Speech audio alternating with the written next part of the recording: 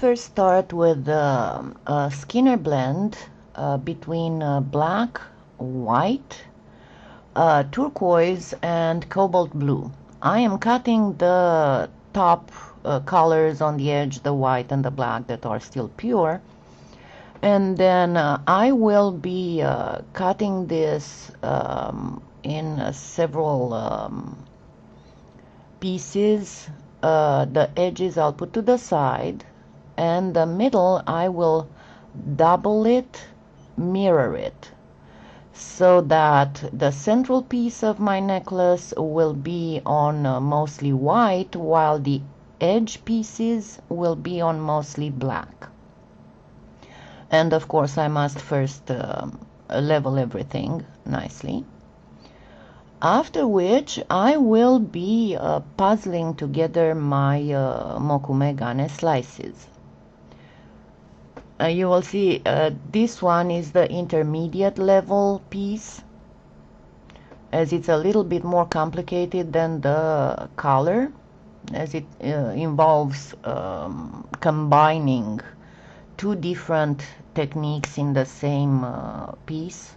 The necklace is actually made out of 5 medallions that could actually be used as standalone pendants.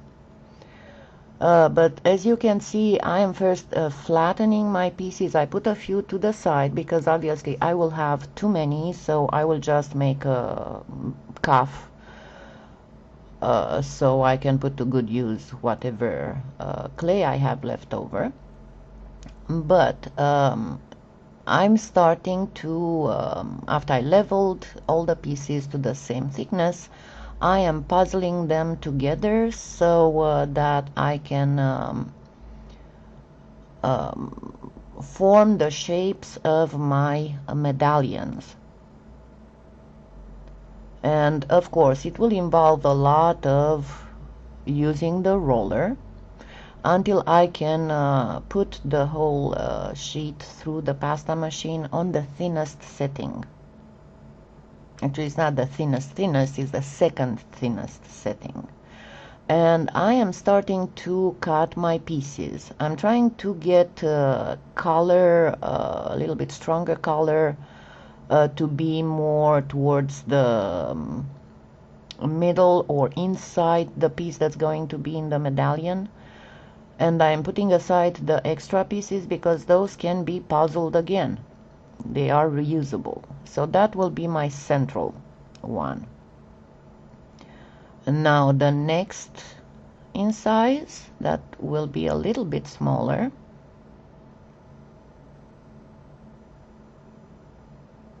Remember that this one is a very delicate mokume gane. It's actually made, it's the one that I made with a pardo, just because the pardo grabs the colors so beautifully. So I'm cutting the mokume gane pieces I need for the next size medallions of the necklace.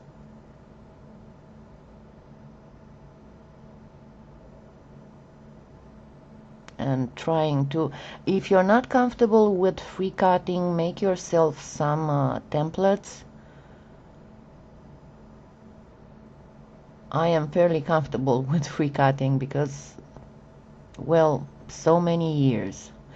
So I puzzled some together, and now I am cutting the pieces for the last smallest medallions.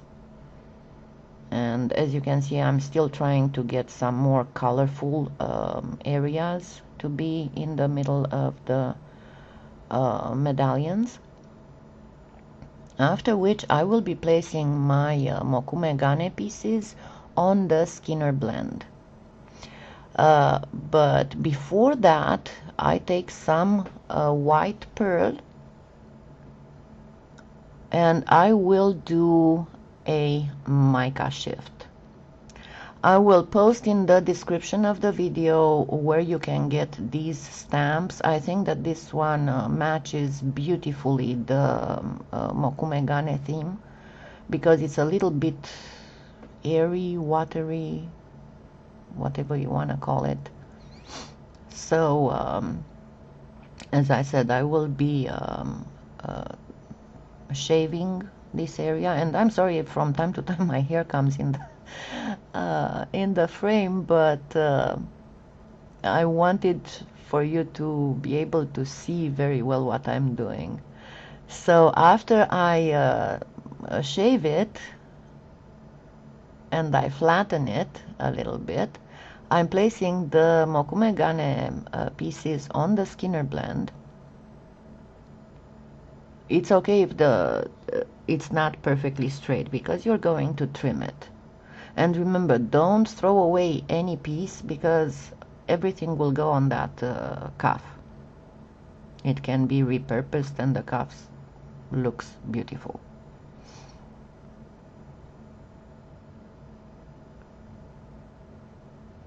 And I can put them upside down because it's still a straight line on the gradient. But you will see in the end how there is the difference is slight, but there is a difference between the way this type of mokume gane looks on white compared to the darker color.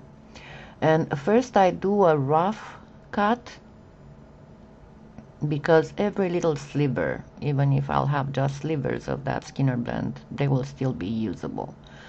And now I am doing the proper cut of the sides.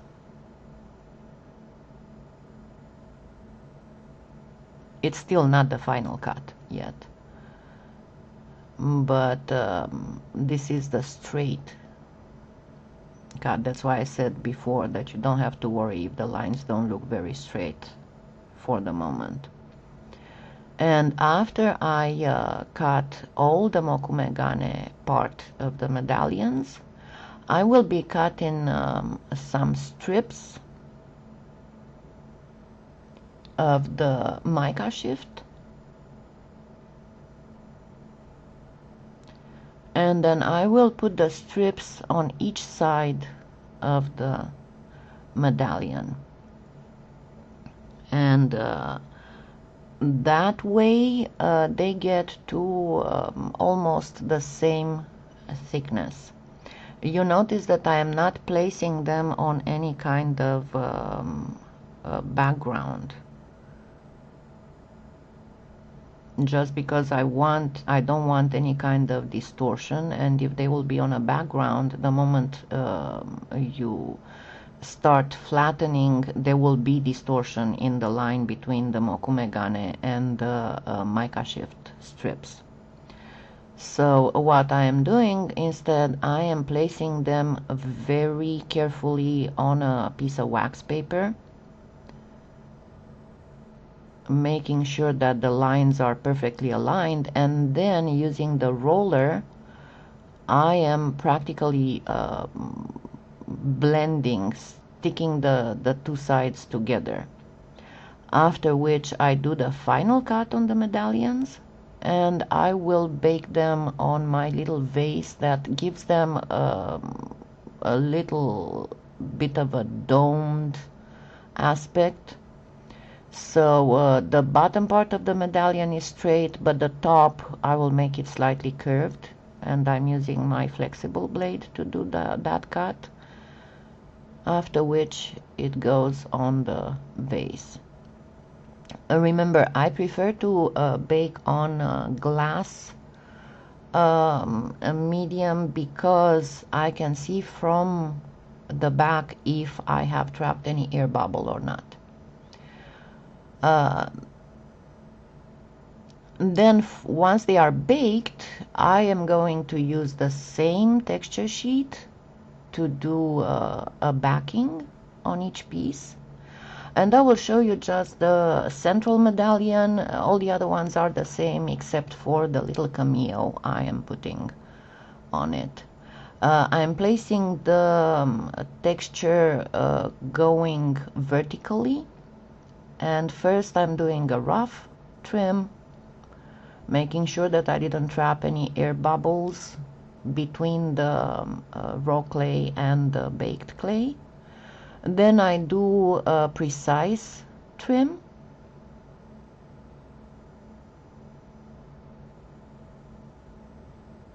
After which I will do what I call besedging. That is, place some liquid clay on the very edge of the medallion, then cut strips that would be the same width as the thickness of the medallion.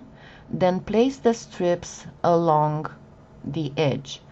I am uniting the strips on the corners because it's much easier to blend if they are on the corners than if they are on a straight line. And then I'm using my little paintbrush handle to put everything in place and make sure that it's nicely smoothed out. Always level your strip with the back, not with the front, because the front you can trim. The back is harder to trim, and you will, especially when you're dealing with pearlescence, you're gonna have a mica shift that looks darker.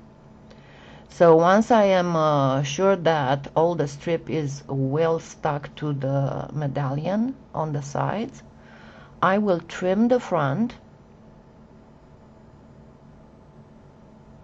following the curve of the medallion.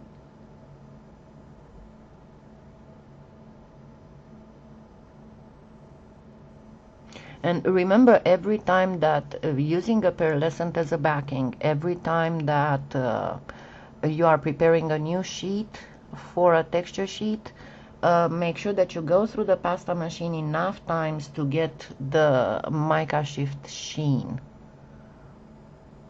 unless you're going for a specific mica mash effect. So the besedging is done, and now I have to put in a bail. So I will use another piece of white pearl and go with it through the texture sheet, and I am cutting a rectangle that would be about half the width of the medallion.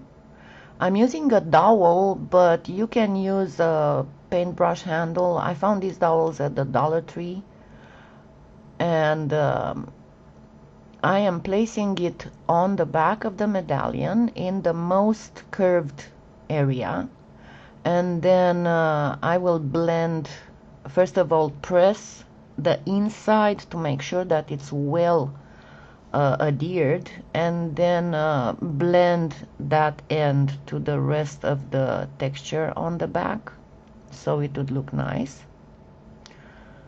And on the middle medallion I decided to place a cameo, and that would add a little bit more interest. So I got a piece of all that Skinner blend white and cobalt blue, and I am putting it, I have a little cameo mold of a rose, and I am putting it in the mold, after which I am brushing it with some white mica pearl, and then I will place two very thin snakes of white pearl around the cameo, and brushing some white mica pearl, mica powder on the strips as well. Now remember to put some liquid clay on the back of the cameo because it goes on baked clay.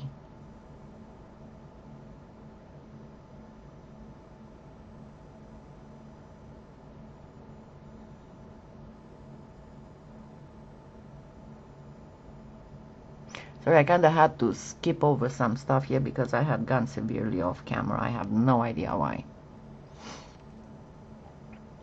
But anyway, once you do all that, get them to baking. And while they are baking, I'm going to do my little cuff. So out of all kinds of scraps, I used to do either the type of crumbled stuff that I showed you in one of my tutorials, or I do a spiral stropel type cane, and then I just slice it and I use it as base layer for the cuff, and that makes very nice backings for bracelets. But of course I must first even it out, and once I do that, and until I can put it through the pasta machine on the thickest setting, I will first place all the Skinner blend strips after I cut it to size, so I don't prepare too much material. But I'm taking first all my Skinner blend strips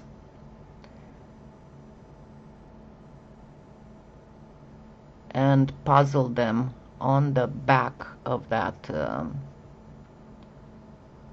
sliced stropel,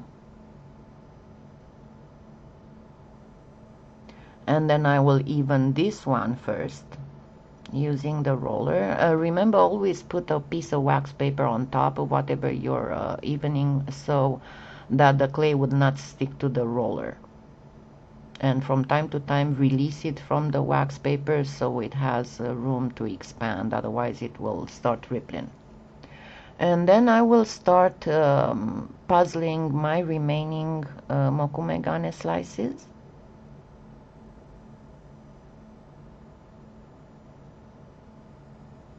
So that's a good use of your time while the medallions are baking.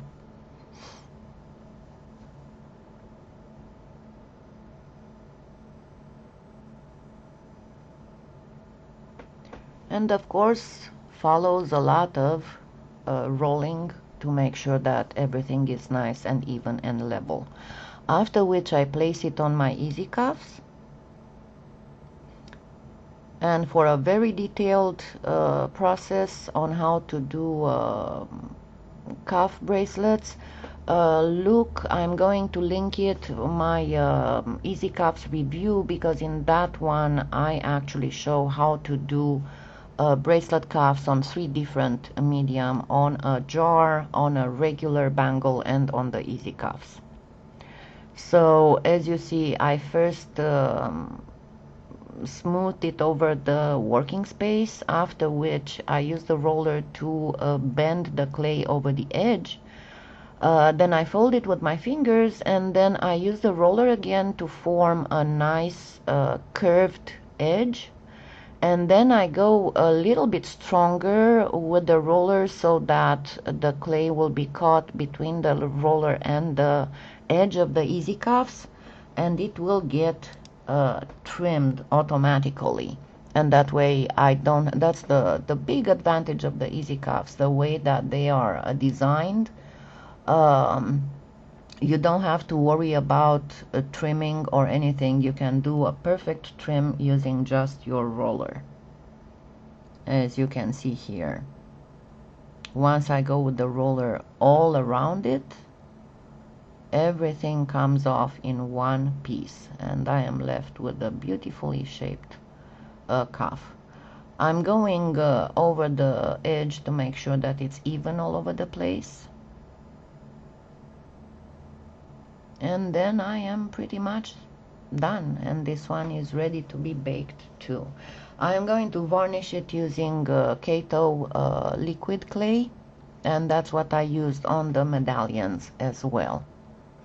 Now to put the necklace together, I use some heishi beads. I always make heishi beads. Whenever I have some pretty looking scrap clay, I make beads and heishi beads. So I took 4 strands of waxed cotton cord, and after putting it through 1 heishi bead, I divided it in 2 strands on one side, 2 strands on the other side. The top strand goes through heishi beads, the bottom strand goes through the bail of the medallion. Once I get enough heishi beads on the top, that would be exactly the length of the top of the medallion, I place 3 heishi beads on all 4 cords, after which I separate them again for the next medallion. I hope that made sense. But that way I get a lot of dimension in my necklace, and also it adds a lot of interest. And then simply after I am done, I will make sure that all the cords are the length that they are supposed to be. You kind of need to pull and tug here and there. And once you do that, all you have to do is to just put the remember to end with one heishi bead on all four. See how I'm putting them together, and then I am going to separate them again for the next medallion.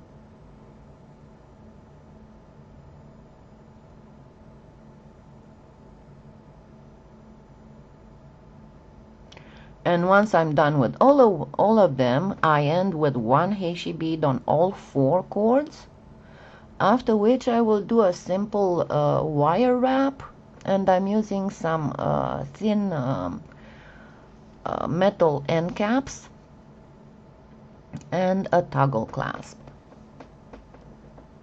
And there we go. I'm at the end. I am arranging the cotton cords, and once I know that they are nice and the way they are supposed to, I am looping some wire around the end of the cord,